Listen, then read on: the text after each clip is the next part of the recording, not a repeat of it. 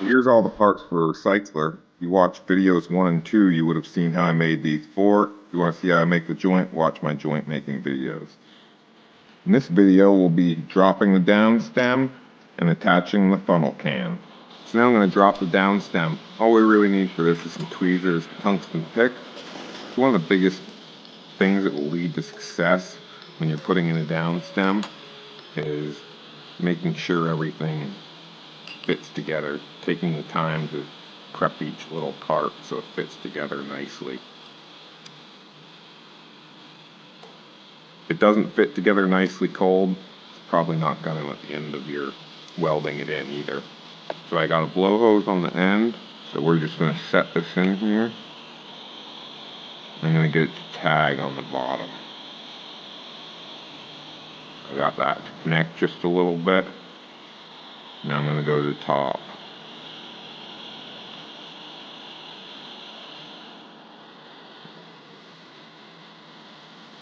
Get the top to connect a little bit. Now I can tweeze off the end of the tube.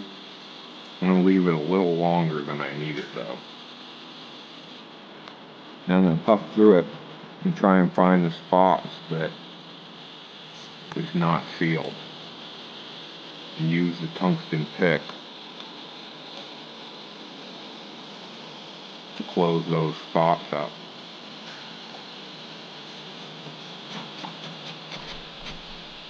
You see I blow in it and you can see where it disrupts the flame.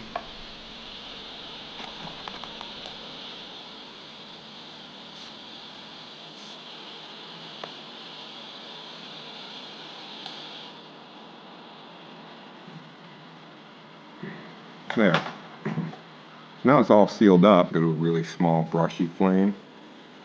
I'm just going to take my time on the very bottom.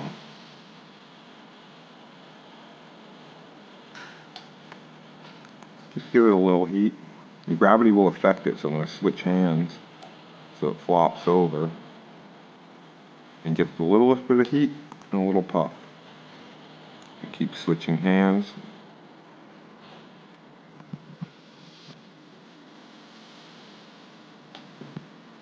So now we're going to let it cool down just a teeny bit. You don't have to jump right back into it.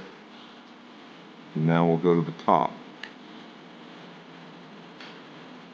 We're just going to gradually work at it with a little bit of heat. And if you use this method on a lot of your joints, they're going to look really clean and be relatively risk-free. You're never heating up enough to really screw anything up.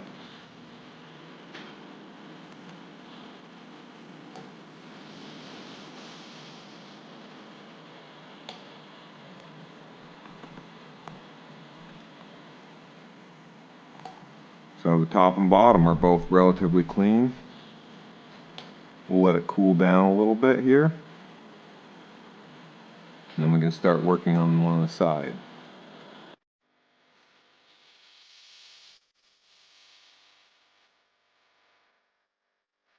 You see that?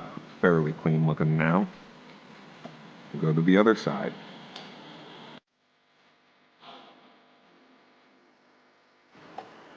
Notice too I'm keeping the heat away from the Maria. I'm heating the tube. Some of the heat is wrapping into the Maria so it's melting in there nice, but if you heat that part up too much, this is all going to get wonky. You're going to have a bad time. Now this is looking pretty decently clean if you look at it. But basically we got the 4 sides, so now if we kind of go in between those, and they're mostly clean so they won't take much work, but we can get this really nice.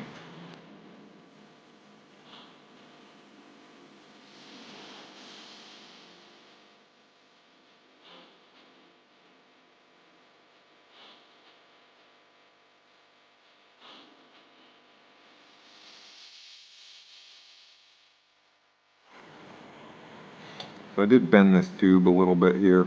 Won't take much to unbend it.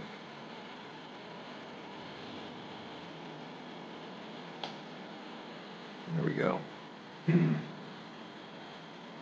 Some things like that take very little heat. So you want to be careful not to, when you're making little adjustments like that, not use too much heat.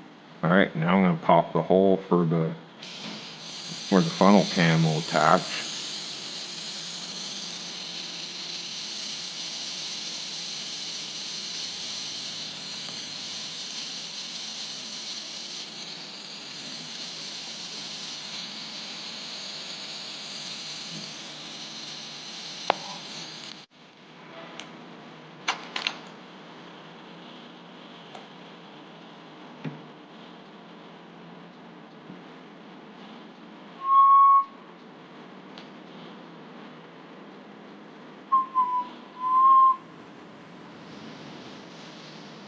And we'll put this in the kiln and let it heat back up for the next step. So now I'm going to connect the funnel can to the main can. And for this you're going to want an earplug in your funnel can end, and you're going to want a rod to bridge with. And you're going to want to use a blow hose. Wipe off any kiln dust you might have on your pieces. We're going to get these both hot at once and stick them together and give them a little teeny pull and a little puff.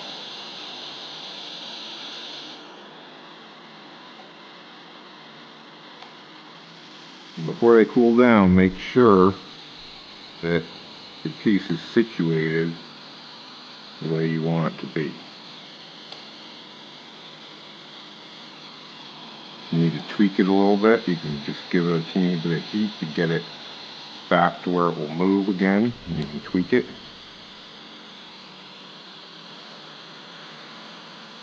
Make sure to move it around and just make sure it looks good from every side. When you're satisfied, I'm going to cut off the handle.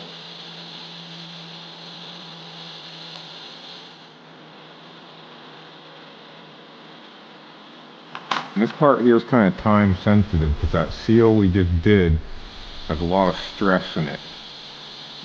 So we basically want to get our bridge on as quick as we can and get back to that seal so it doesn't cool down to the point where it might crack or cause a lot of problems for us.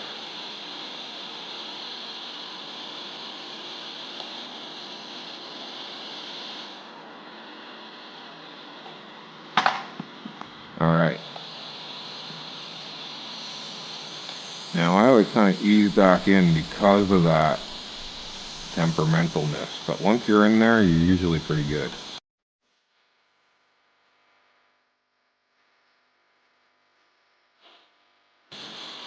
You can kind of work the seal almost like you did the joint one. Don't worry about melting it all in right away. Just get it a little hot and give it some little puffs. Basically everything but the bottom and the top are clean.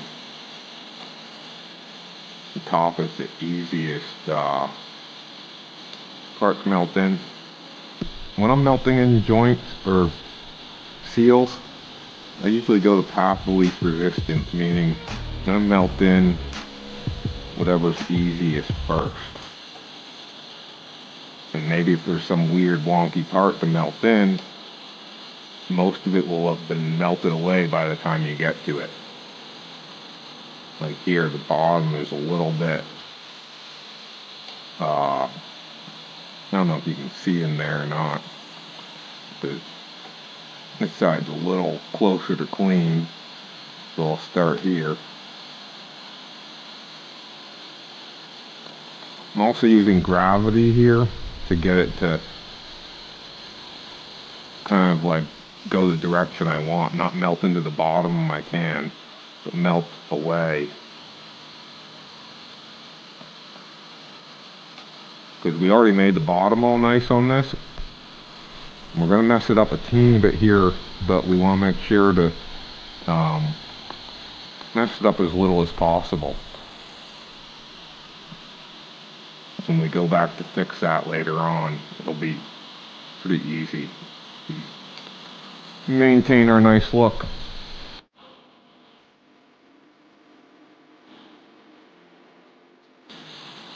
Alright, so that's pretty good. Now I'm going to pop the hole for the next step. which is the uptake arm.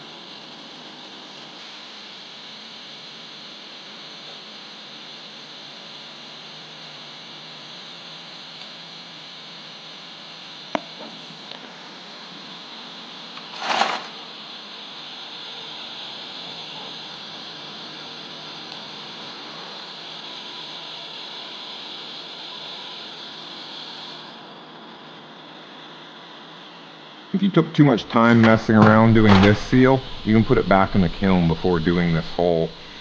Because if that part is cooled down, going back up to here with the heat could give you some problems.